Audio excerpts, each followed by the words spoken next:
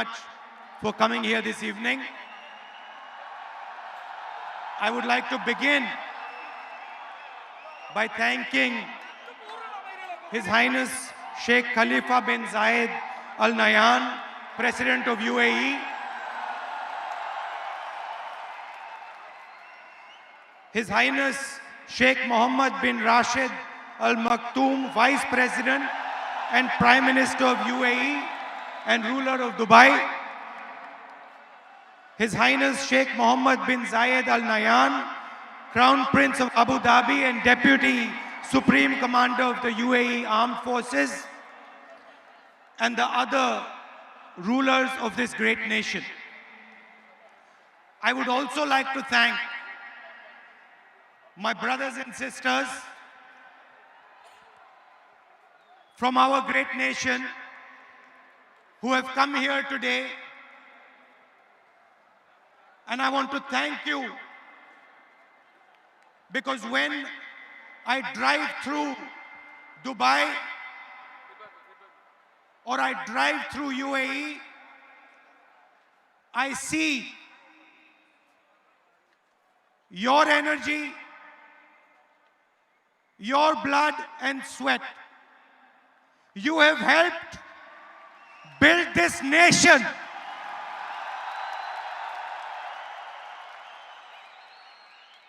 You have helped build this nation. And every single time I come here, I want to tell you, from the bottom of my heart, every single time I come here, I feel so proud of all of you. I feel so happy to see that you have played your part with dignity, with love, with togetherness, and with tolerance. Before coming to this meeting, I met His Highness. And I want to tell you a little bit about my impressions about His Highness, the leader of Dubai. Somebody who has spent more than 50 years, given his whole life, given a vision for Dubai. I met him today for the first time. And I want to tell you what I experienced.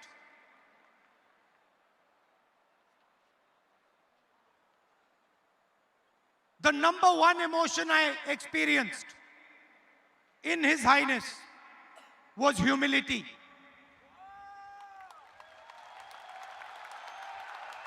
Humility that what has been achieved in Dubai has been achieved with his vision. But the humility and absolute 100% lack of any arrogance in him.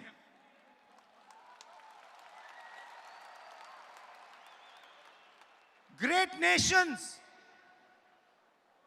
are built with that type of humility. A leader who listens,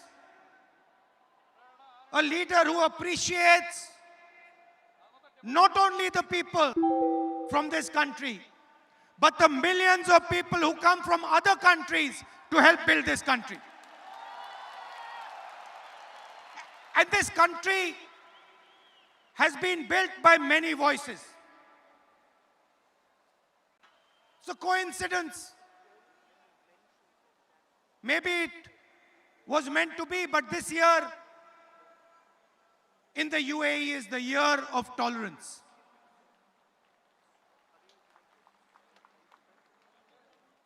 Year of tolerance. And I'm sad to say, the values that bring together the people of the UAE and India, the central value is humility and tolerance. Tolerance for different ideas, different religions, different communities, different way of doing things. And I am sad to say that here it is the year of tolerance. And back home, it is 4.5 years of intolerance.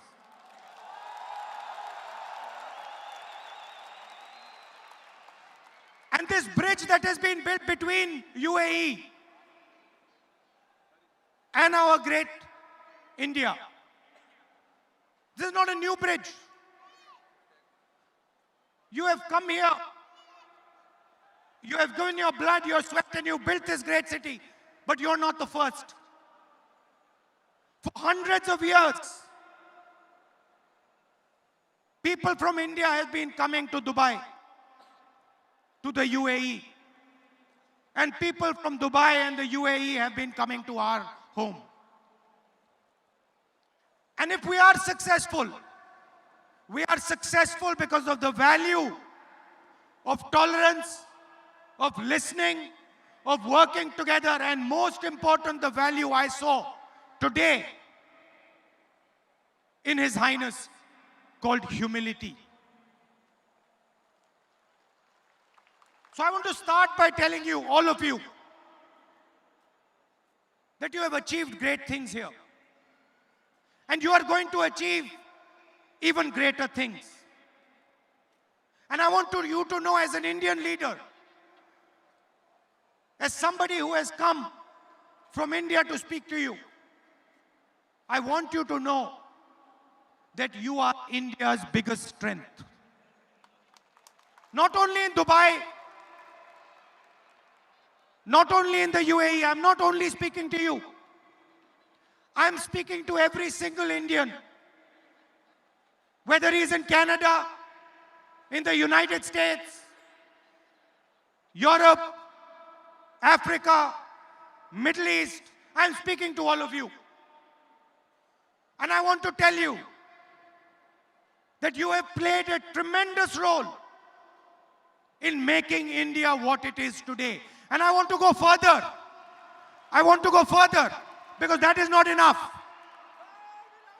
I want to say clearly that without your help, without the help of the NRIs, it would be impossible for India to be where it is today. Let us talk about some of the great NRIs. Let us talk about you. Who are you? What is your spirit? Let me tell you a little bit. In the last century, when we stood up and fought the British, the fight was led by a non-resident Indian called Mahatma Gandhi. When we carried out the White Revolution, became #1 in milk production, that job was done by a non-resident Indian returned person. Here on the stage we have Sam Petroda. Telecom revolution, non-resident Indian. And then liberalization. The brain behind liberalization, Manmohan Singh ji, non-resident Indian. So I have come here to tell you that I don't just want to talk to you. I don't just want to come here, give you the same speech and go home. I'm not interested. I'm interested in making you realize that you are India's future, and we cannot build India without you. And I want you to do what you have done in Dubai, what you have done in the UAE, what you have done in the United States, what you have done in Europe, in Africa. I want you to help us do that back home. And I want a commitment from you. I want a commitment for you. You are going to stand together with us in India and help us solve the 2 or 3 big problems, challenges that we face. Do I have your acceptance to this proposal? I didn't hear you. I want you to say it louder. No, louder. Now let me tell you what are the problems that we face and what are the problems that we are going to work with you to resolve. And I'm happy to see that there are many ladies here because you are also part of that equation.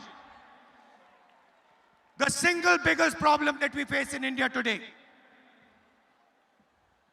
over 1 billion people are facing a crisis of unemployment. You go to India, you talk to youngsters there and they will tell you that we have been devastated by demonetization and by GST, and we simply do not have employment.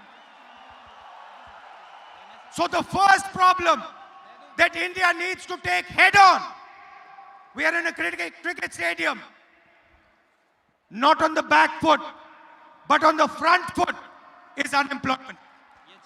And we need to show the rest of the world that not only can India beat unemployment, but India can challenge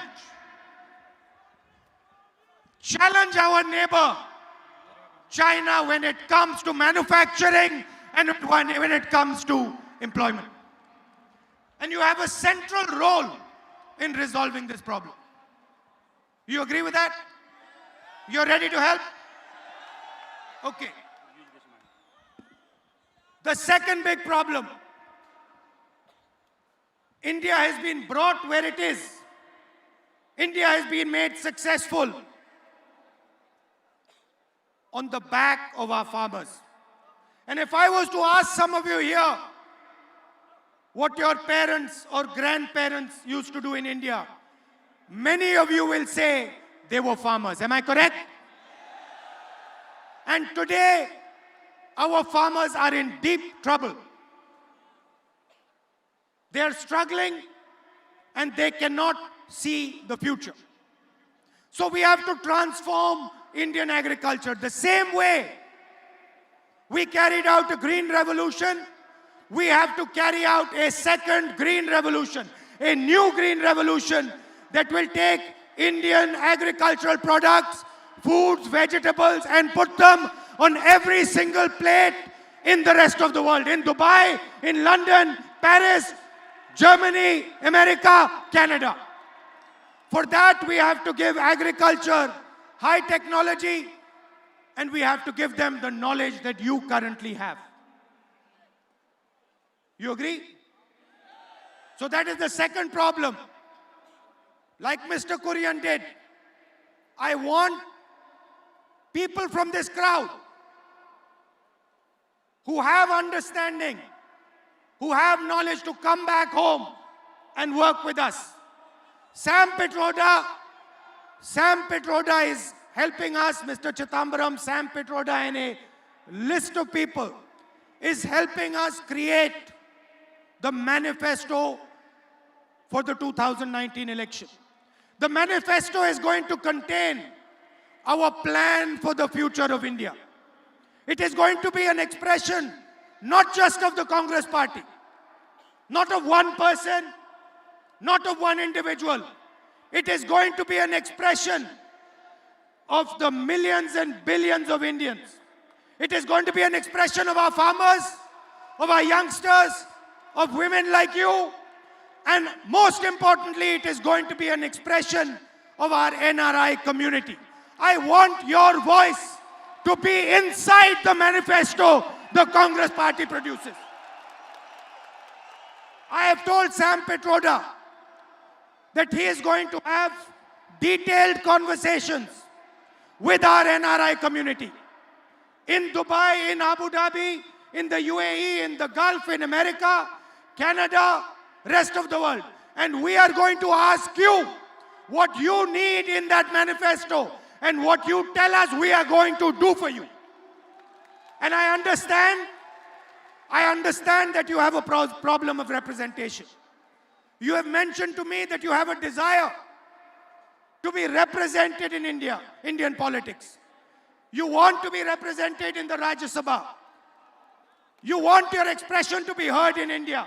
And I'm here to tell you that we are going to do that for you. We are going to make sure that your voice is heard in your country, that your voice is embedded deeply in our manifesto. This is what we are going to do. The last 5 years, not as a Congress person, but as an Indian, they have been sad years for me. And I want to tell you why they have been sad.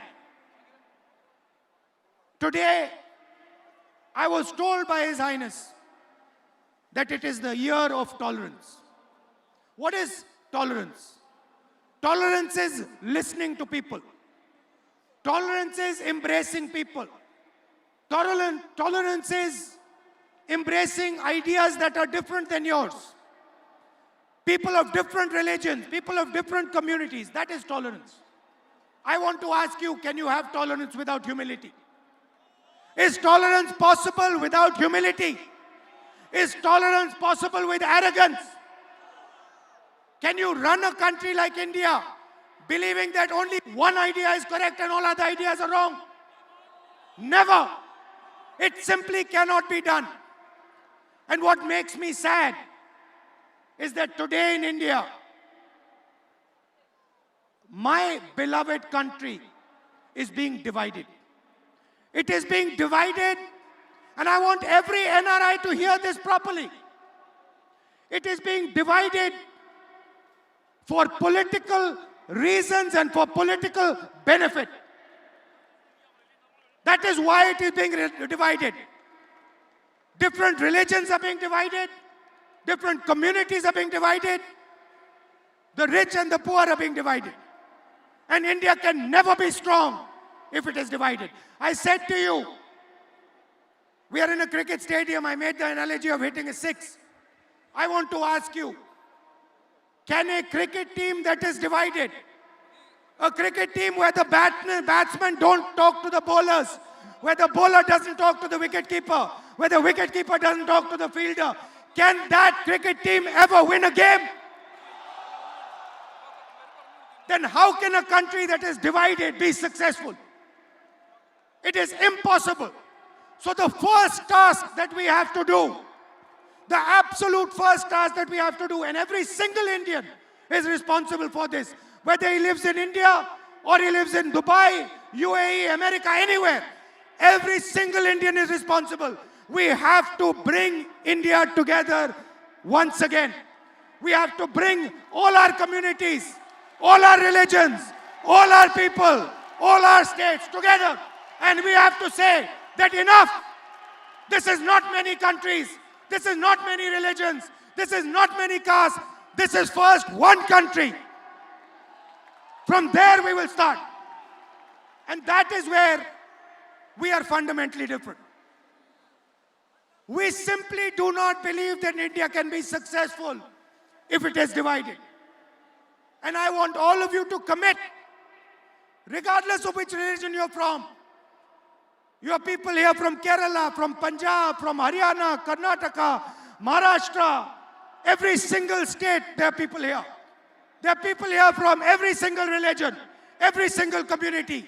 There are men, women. India can never be strong if it is divided. Please understand that. It is impossible for our great country to be strong if it is divided. There is a lot of work to be done. You have shown what is possible. In many ways, you have shown us how to deal with challenges like urbanization. You have shown us how to deal with problems like transport. You have shown it to us. We have learned from you. And there are these tremendous problems that we have to resolve. And it makes me sad that instead of discussing unemployment, how to defeat unemployment, instead of discussing the difficulty our farmers go through, instead of discussing how we can build a future for youngsters, instead of discussing how we can empower women like you, we are sitting and fighting amongst each other.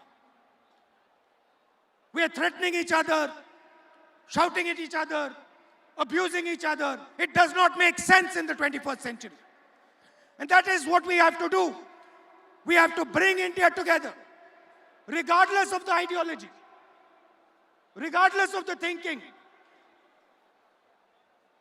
Some people have said, we want a Congress Mukt Bharat. We do not want a BJP Mukt Bharat. We do not want that. But we want a Bharat that is united, where every single Indian person says, I am first an Indian, and then I'm everything else. And so I want to thank you. I want to give you all my love, and I want to tell you that till the day I die, my doors, my ears, and my heart will always be open for you. And you will always have space. And I know that you struggle. You're sitting here happy.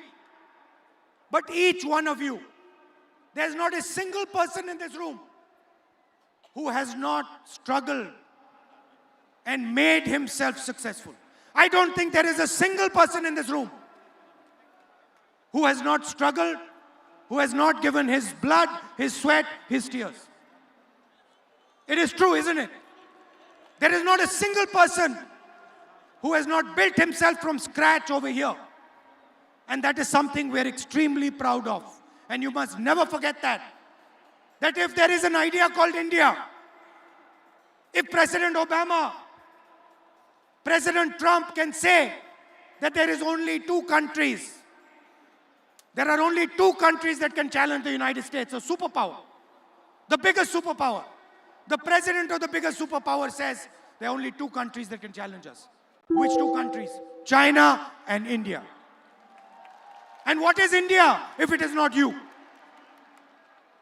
India is not simply a geographical idea. India is not simply an idea that is bounded by India's geography. You come to Dubai, the idea of India is carried with you in your heart. You carry it in your heart. No one can take it out. No one can remove it from your heart. And that is what is common between all of us, every single one of us. So I want you to understand deeply that India's future is directly linked to your future. If you realize that if you are unhappy, if you are feeling trouble, India is unhappy. India is feeling trouble. If you are happy, if you are successful, India is happy, India is successful. Realize that you are part of a great idea, an idea that includes tolerance,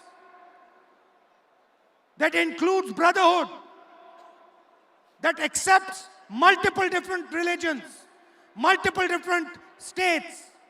You are part of that great idea, and you have a lot to show the rest of the world. In an environment of violence, of anger, and you see it everywhere.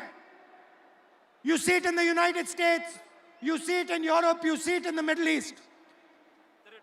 In an environment of anger, India has the answer. India has the blueprint to provide an answer not just to India, but to the entire planet. Non-violence is embedded inside our DNA. And it has been embedded not for 50 years. Mahatma Gandhi was a great exponent of non-violence. But Mahatma Gandhi ji picked up the idea of non-violence from our great religions, from our great teachers. Mahatma Gandhi picked up the idea of non-violence from ancient Indian philosophy, from Islam, from Christianity, from Judaism, from every great religion, where it is clearly written that violence will not help anyone achieve anything. So that is your history. That is your caliber. And I want to once again thank you with all my heart for giving me such a lovely reception, for showing me so much love and affection,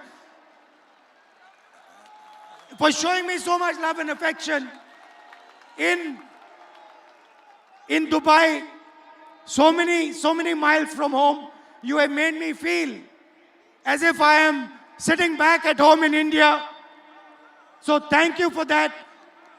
And once again, I want you to know, and I don't care who you are, I want you to know that my doors are open to you. I don't care how old you are, how young you are, where you come from, man, woman, my doors are open for you. You just tell me how I can help you, and I am at your service. Thank you. Thank you very much.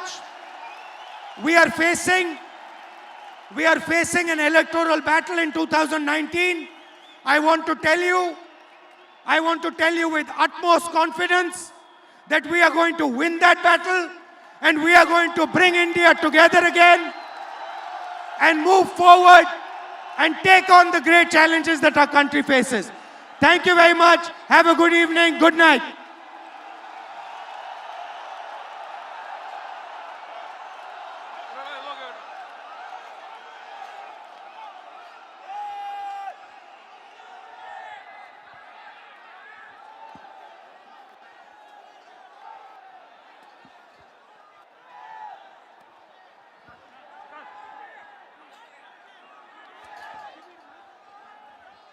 One thing, my lady from Andhra Pradesh has just reminded me of Andhra Pradesh, and I want to just tell my brothers and sisters,